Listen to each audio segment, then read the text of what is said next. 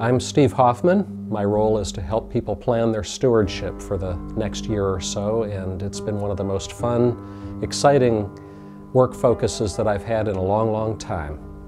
When you look around the world and realize how God is moving incredibly in different regions of the world, it is so fun to be part of this. One of the people that I was talking to recently is a missiologist, and he said that if you want to be involved in cutting-edge places around the world where you could probably see the most significant advances of the gospel, his list included just about all of the key places that OMS is already engaged and seeing great fruitfulness of ministry. So to be part of the One Mission team and to be part of including One Mission in your stewardship planning puts you in position to have the greatest impact you could possibly have. One of the things that I really like to do is sit down with a person who's interested in including One Mission in their stewardship plan is to sit down with them and map out a strategy for support. That strategy can include 3 or 4 key components.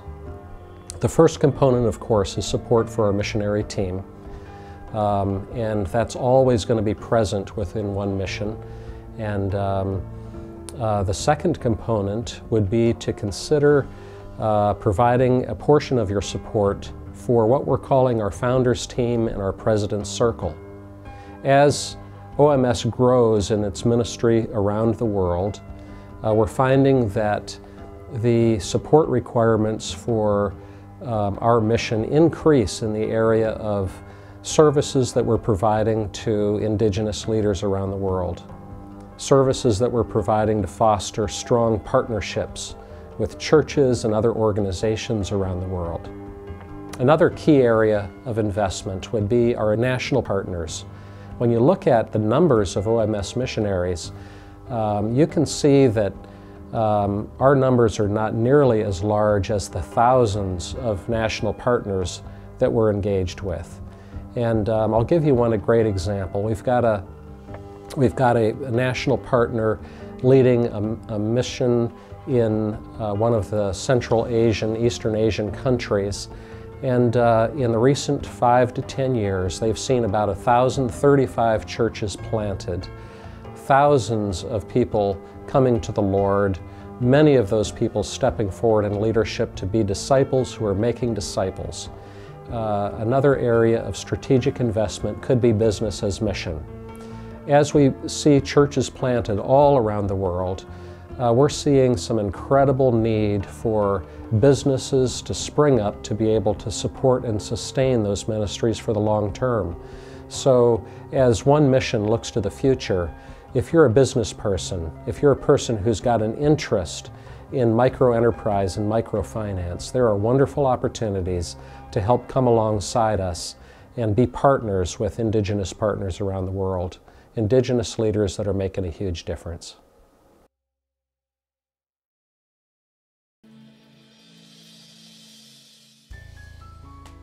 Oftentimes we think about writing a check out of our checkbook. But there are probably 5 other key ways for you to consider making a gift. Here are a few of those examples.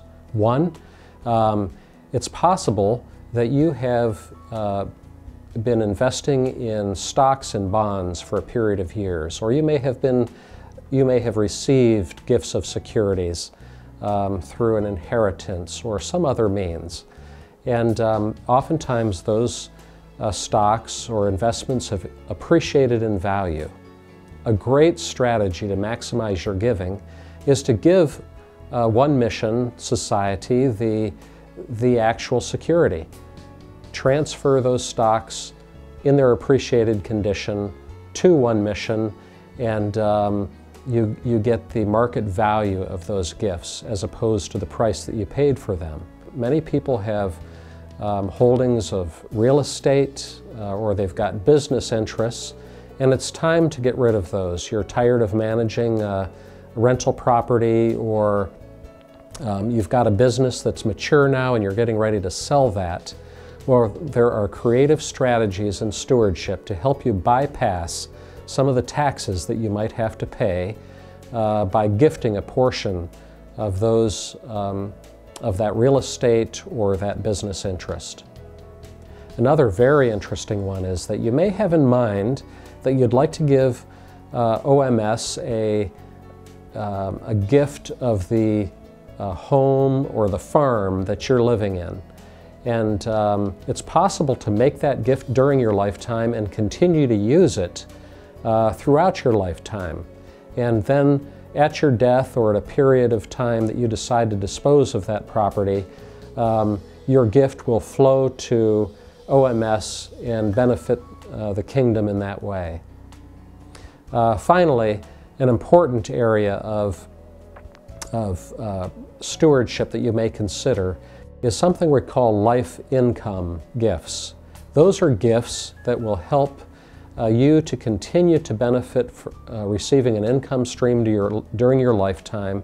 They may be gifts like charitable gift annuities, charitable remainder trusts, and during your lifetime you'll receive an income stream, and after your lifetime you'll basically pass the value of that gift on to OMS.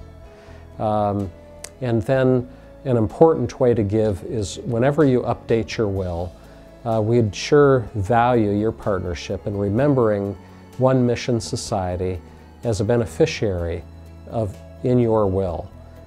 This really protects us and invests in us for the future and extends your partnership far beyond your lifetime through that kind of giving.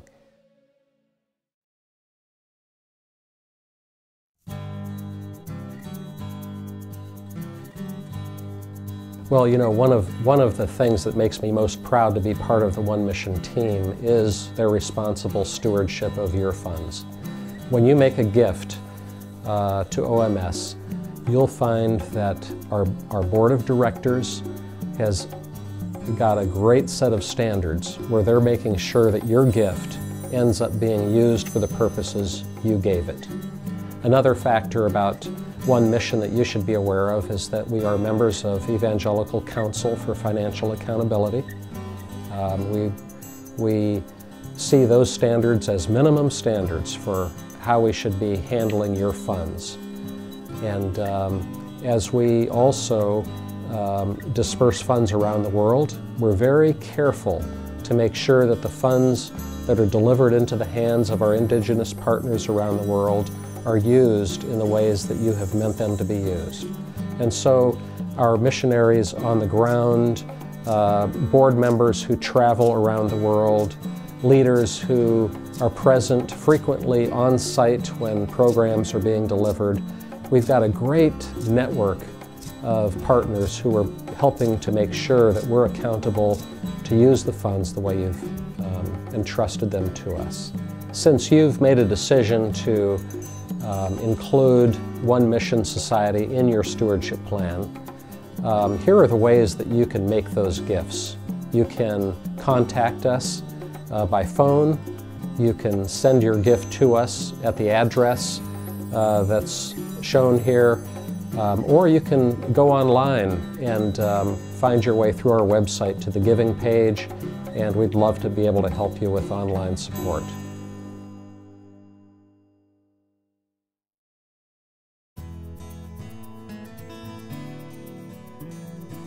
Some of the stories that I have had most fun with in terms of One Mission stewards getting excited about their giving plan for the year. Here are a few examples. One example, a person has been involved with One Mission for a long time, and from the earliest days of their involvement, they began to develop the vision of creating a trust with a significant portion of their estate. And they decided that they were going to be funding that during their lifetime, and so they created a charitable remainder unit trust and funded that with $500,000. It was their goal in developing some real estate properties and then selling those and rolling them forward and building the value until the point they could accomplish their goal of funding that charitable remainder trust. Now, for their lifetime, it'll provide income for them, and at the end of their lives, they'll have the satisfaction of knowing that they have been able to bless One Mission Society giving and plans and programs in the way that they had a vision for 20 years earlier in their lifetime. Another example of an exciting gift was made through a person who built a business over a period of 30 and 40 years.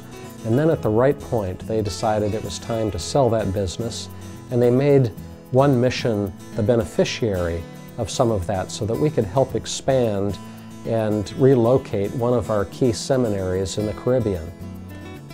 These are examples of people that have been great friends of OMS and at the right time made significant gifts that really fit with their long-range planning for their stewardship.